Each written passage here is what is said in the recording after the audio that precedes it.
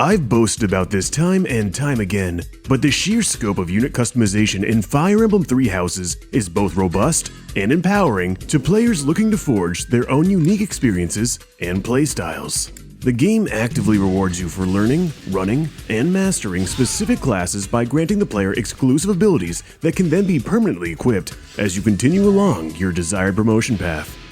Mixing and matching these abilities gives a layer of specialization to each unit that simply would not be there otherwise. However, because of the strict 5 ability slot limit on each unit, there is some fierce competition between which abilities are worth equipping over others. You may also find yourself in the common conundrum where you're able to upgrade your unit to a more advanced promotion, but have yet to master your current class and are unsure if staying unpromoted for just one ability is worth it.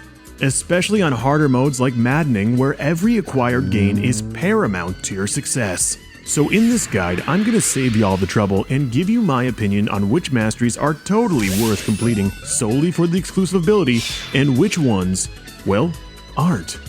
And with that, let's get right into it. We're starting this off appropriately enough with every student's starting point, the Noble/Commoner class. HP plus 5 is one of the most versatile abilities in the entire game. 5 points in hard stats is nothing to sneeze at, and will most likely be a fixture of your ability spread until your max HP reaches about mid-40s. Not only by default is it the easiest ability to obtain, it's also the most universally viable. This is definitely a worth it and sets the standard you can expect for masteries going forward on this list. Next, we're jumping right into the beginners classes.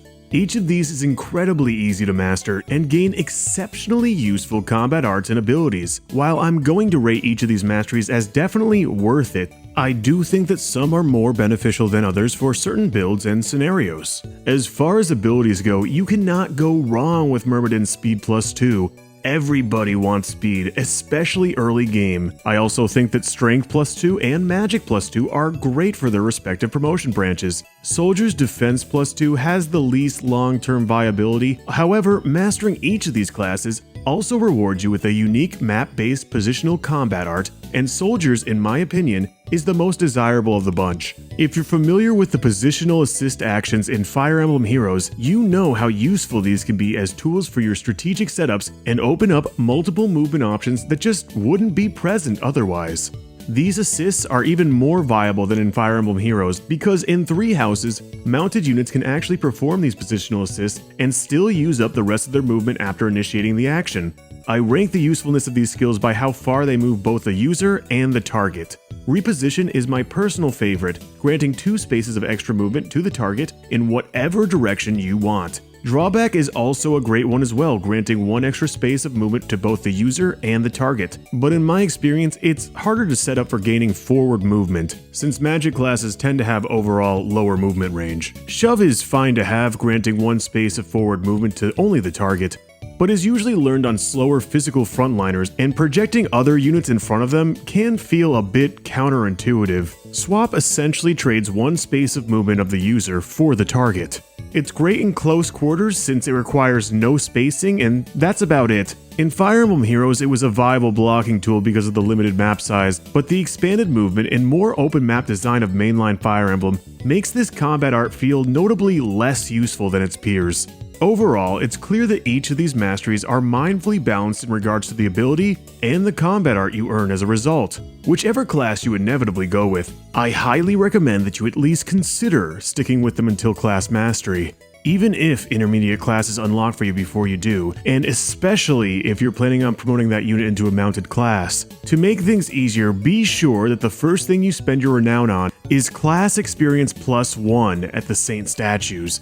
This will effectively double your class experience for the rest of the game, and in turn, half the amount of battles you need to participate to unlock these abilities. So when you do decide to promote to the intermediate class, take special note to consider their mastered abilities, because unlike the previous classes in this list, some are not so good. Mercenary's Vantage is the classic skill we all know and love. At 50% HP, when on enemy phase, you will start the round of combat by attacking first. It's always been a great skill, especially for frail units that can work the numbers and use their strong offensive stats as a defensive pick. In earlier entries, you could exploit this strat and effectively skip entire sections of the game with Vantage. However, 3 houses has effectively nerfed Vantage and enemy phase baiting as a whole, due to the abundance of enemies with 3 and often 4 attack range that without proper item preparation outreaches most units' follow-up. In Maddening mode, enemies are given even more tools like Poison Strike on archers and Pass on thieves to further punish you on the enemy phase. On top of this, all enemy battalions straight up deny any follow-up at all with Gambit attacks. Basically, leaving any of your units in enemy range with less than 50% HP is simply not as viable as it was in earlier games. If you're in range of a battalion, you're going to be riding or dying by the RNG roll of your charm stat. So while this ability will see its fair share of procs, especially for frontliners as an effective enemy phase defensive tool, it's far too gimmicky for me to ever truly recommend. I'm going to have to rate this one as highly situational. Thief grants you the ability to take their steal skill with you to other classes after mastery.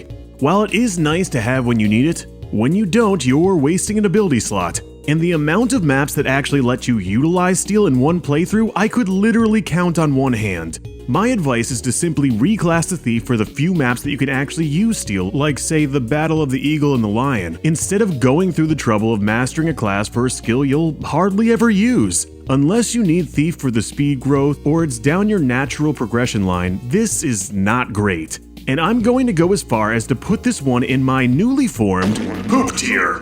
Armored Strike has very limited utility. Increasing your defensive bulk on player phase may open up the range of enemies you can safely initiate on and survive, or even sustain with minimal damage. However, there are far too many scenarios where it will have no impact whatsoever on your performance, like initiating on magic units, units that won't be able to counter, or units that will be eliminated in one hit. This one is highly situational. Desperation's viability is really determinant on 2 factors: your unit's attack speed being high enough to double in combat, and how reliably they can reach and sustain the HP threshold of 50%. In my experience, faster units like mages and archers already have range options that allow them to double without having to worry about enemy counterattacks. As far as physical fighters, I really feel as though in this game where every mage has a full catalog of healing options, that it's far more advantageous to just take a hit from recoil and top off your health in preparation for the enemy phase, rather than relying on low HP procs to excel in only your player phase. This is also another one of those skills that in too many matchups just straight up won't help you, which is why I'm giving it a situational ranking. Death, Fiendish, and Darting Blow I'm grouping together since I feel they are each equally excellent and more than worthy of being a fixture of all your builds. +6 to stats on initiation. They're simple, they're reliable, and they impact your performance almost every time you initiate combat. Depending on your promotion path, get at least one of these abilities on your unit and keep them there. Player phase in this game is more important here than it's ever been in all of Fire Emblem, and these skills will help bolster that facet of the game immeasurably. Most certainly worth it. In fact, these are more than worth it. These are I knew I just had to have it tier. Hit +20 is easily one of the best abilities in this game. For archers, it's practically mandatory because they take a 20% hit loss for each tile beyond 2 range when they participate in combat. That means at 4 range, you will be taking a 40% hit loss, and hit +20 definitely helps to mitigate that. For everyone else who isn't an archer, it comes down to good old-fashioned reliability, the crux to following through with any strategy. Increasing your unit's overall accuracy will help them use heavier weapons that deal more damage, and gives them a better chance of connecting with the abundance of ridiculously high avoid enemy units this game throws at you. Choopy gives this one his worth it.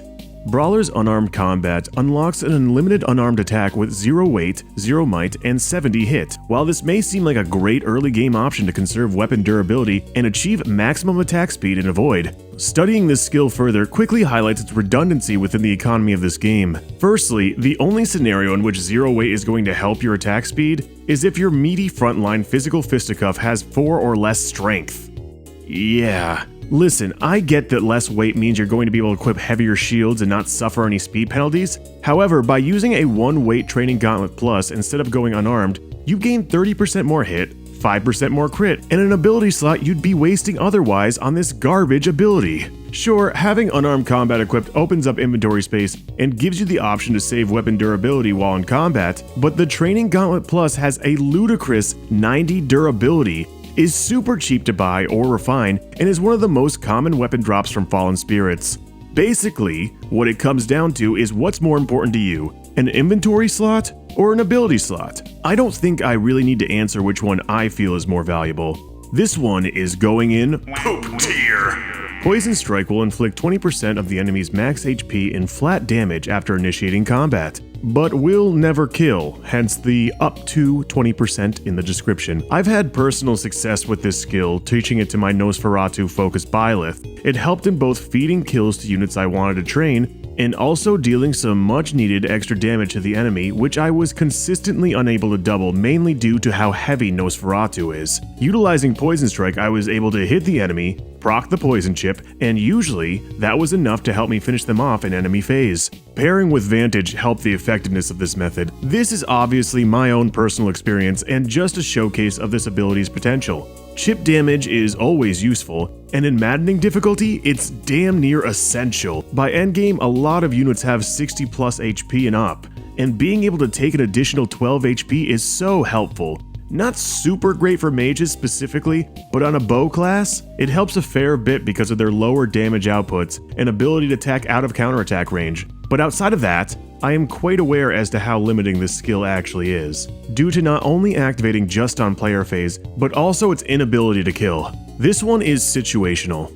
This ain't your grandmother's miracle. Seriously though, the miracle ability in Three Houses is severely neutered compared to the godly hard number proc of its first inception. Back in the day, you were actually able to plan and play around this skill because of the up to 90% evasion boost and concrete HP threshold, allowing for a large degree of consistency in practice.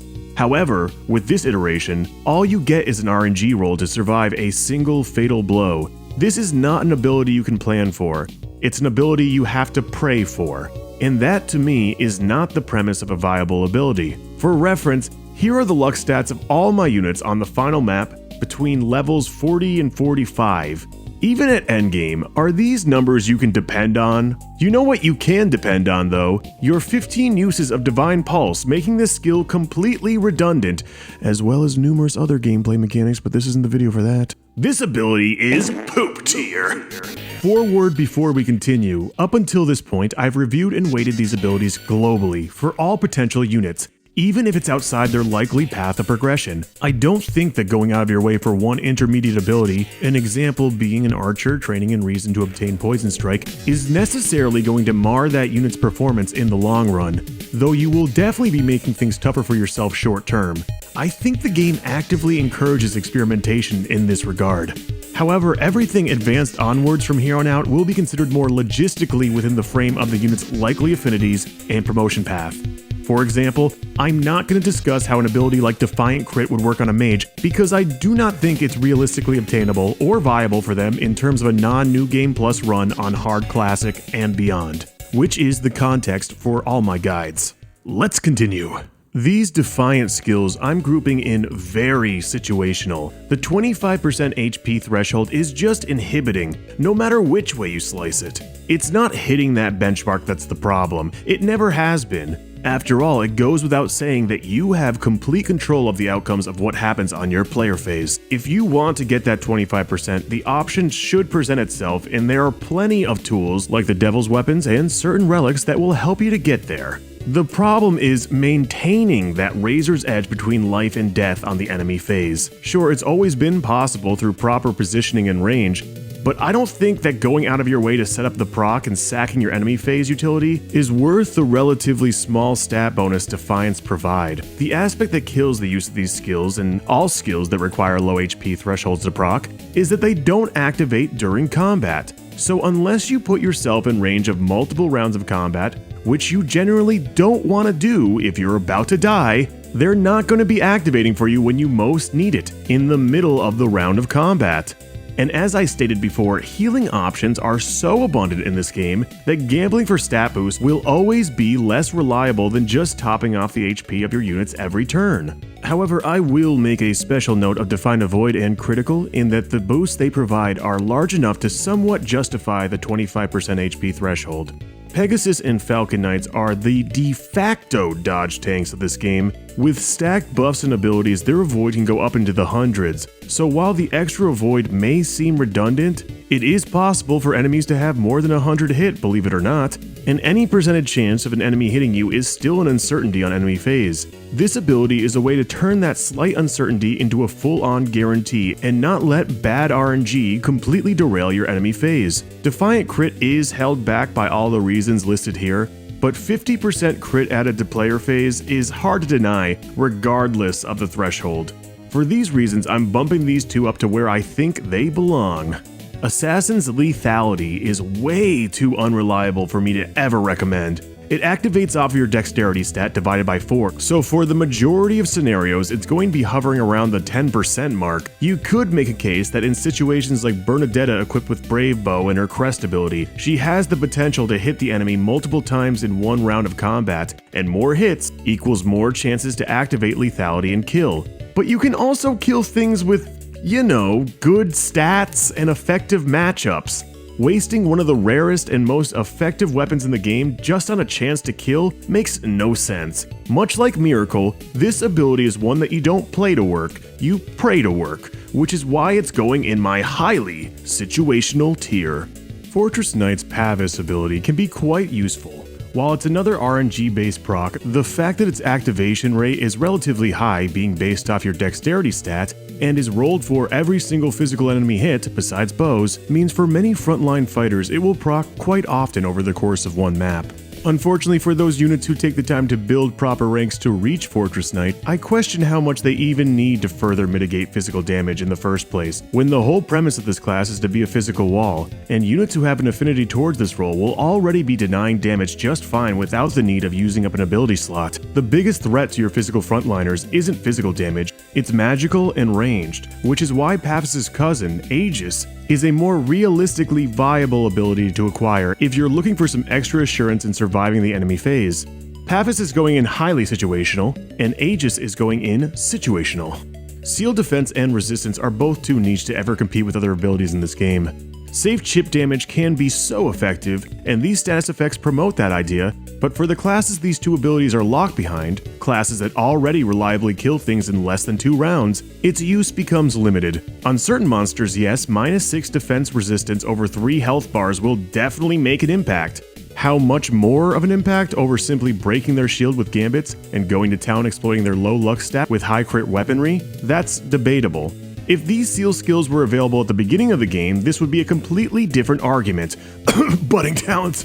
But the fact is, you won't be getting either ability till late game. Seal resistance is basically an endgame ability, which means these will be 2 lone debuffs in a sea of promoted units that are already specialized to exploit defensive weaknesses and consistently kill with the proper matchup. If an enemy has high defense, use magic. If they have high resistance, use physical damage. It's pretty simple, and most importantly, effective, unlike these skills. Highly situational for seal res, and situational for seal defense. Wrath. This skill is fantastic, but it's held back for the exact same reason that Vantage is. It's a great enemy phase ability in a game that actively punishes enemy phase. And yeah, it activates before combat, not during, so that's a whole lot of situations where you really want it that it's just not going to be there for. And when it is there, it'd be more advantageous for you to just heal up for the next phase either way. If you are planning on going out of your way to get both Vantage and Wrath, perhaps in hopes that your glass cannon will preemptively fry the entire army before they can touch your defenses or lack thereof, I would highly recommend not doing that. Wrath is a nice ability to have when it activates, but solely relying upon its activation is falling into the same faux pas that Miracle does, entrusting the survival of a unit to a random chance. You could also make the argument that a physical fighter with Retribution and a Devil's Weapon and enough charm to somewhat reliably dodge gambits and enough critical boosters to push yourself to 100% could make this strategy work, and you are probably right. But is the extensive amount of setup both before and during combat any more effective than just playing the game normally on player phase and utilizing the strengths of your whole team? No. It's still fun as fuck, but no. This one I'm really struggling with where to put it. I know it's worth it in most cases, especially when compared to most other abilities, but if you're planning on going Vantage Wrath on high might low defense units, which I know a lot of people will want to run, that's a highly situational for me, especially from a logistical standpoint considering the reality of enemy placement and mechanics of this game specifically. so I'm going to average it out and put it in situational.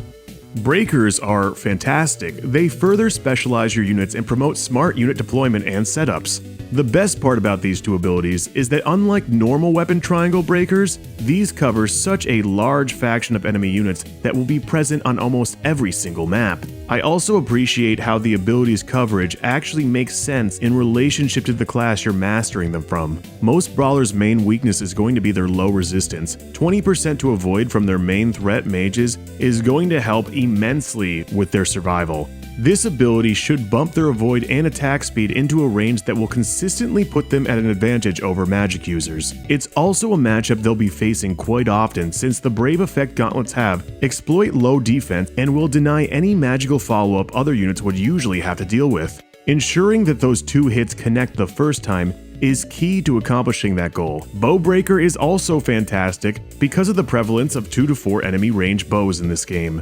Giving your mage a staff to extend their range will turn them into a hard enemy phase counter. Bows won't have any gambits that exceed 2 range, and you'll also be able to further exploit the hit percentage range penalty bows suffer when attacking from max range. Conveniently enough, mages don't have the same range penalties, so with this skill, baiting from 4 spaces away, you're effectively giving yourself a 60% avoid bonus over the enemy. These are there up with the best of them. Worth it. Life Taker is a decent ability. It's also very fun to use and plan around. The key point of this ability to consider is that it will only activate on the killing blow, which means that unless you are one-shotting or critting, the capacity for this skill to effectively sustain you is going to be completely dependent on the scenario and the unit. As I've been saying throughout the entire video, keeping your HP topped off is almost always the most reasonable defensive strategy in this game, and this skill will help you do so. But so will the abundance of healing magic every mage will have access to, so this gets a situational from me. In the same breath, Renewal can perform a similar role as Life Taker, albeit with less potential potency and more consistent results. It's a useful and reliable ability, but once again, in the context of this game, I think it's overshadowed by other healing options. Situational from the Choopster. Warding Blow. See Armored Blow, but for resistance and lock behind the most niche master class in the game. Poop tier.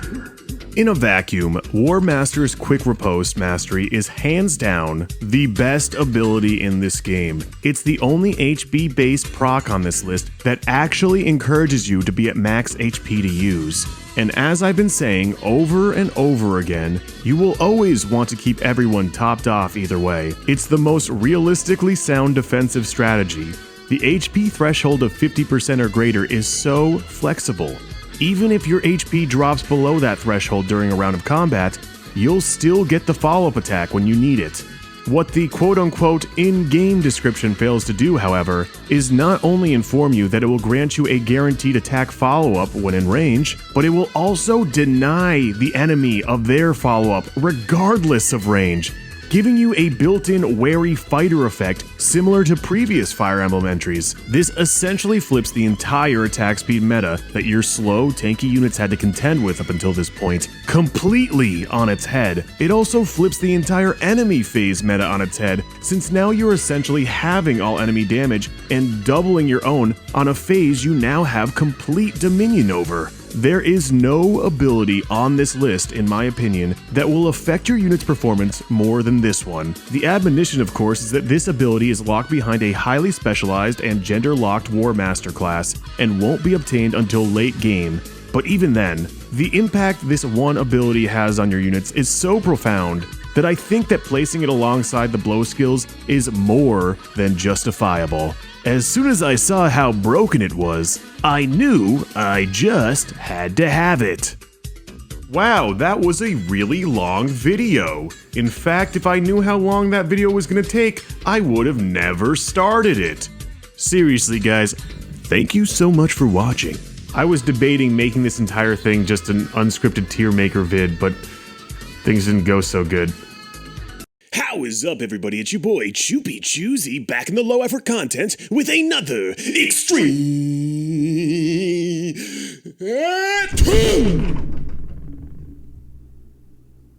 Player 1 had a bad. Well, at least we learned a few things along the way.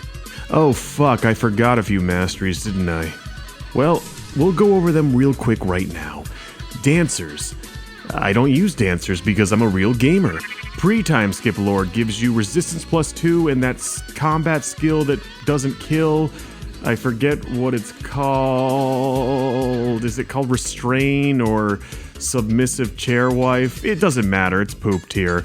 Post-time skip lord gives you pump and crump. I feel like I don't really need to explain pump and crump, it's in the name. You pump and then you crump, people, come on. It's the 90s, get with it. And I want to thank everyone in the Discord. Oh my god, you guys really helped me out with your feedback and input. I want to thank Jojo and Dim Dami for the sprites all the way down in boggy-ass Florida. Later, Gator Skater. That was lame. I also want to specifically thank Link King 7, Puzzles B, Don't Fuzz on the Puzz, Mecha, and Gas Station for all your feedback as well. I want to thank all the patrons over here or over here. I can't do this anymore! And I want to thank all these patrons here. What are you guys still doing? You need to go. I'm a bad investment. Don't you understand this?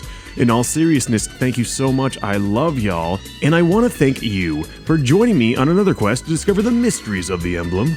Don't forget to like, comment, and subscribe. And until next time, y'all, stay frothy.